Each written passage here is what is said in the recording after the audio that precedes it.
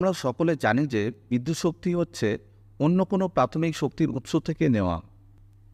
অনেকের মাথায় একটি প্রশ্ন থাকে যে এই বিদ্যুৎ কে আবিষ্কার করেছেন, কিভাবে এর শুরুটা হয়েছিল। আর এই ভিডিওর মাধ্যমেই আমরা বিদ্যুতের আবিষ্কারের ইতিহাস সম্পর্কে জানব। তাই ভিডিওটিকে স্কিপ না করে সম্পূর্ণ দেখার জন্য অনুরোধ রইল। প্রথমেই বলে রাখি, বিদ্যুৎ শক্তি কোনো একজন ব্যক্তি আবিষ্কার করেননি।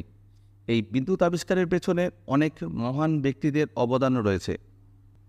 বিদ্যুৎ শক্তির একটি ফর্ম এবং এটি প্রকৃতিতে ঘটে, তাই এটি উদ্ভাবিত ছিল না। কারা এটি আবিষ্কার করেছিল তা নিয়ে অনেকের মাঝে অনেকের ভুল ধারণা রয়েছে।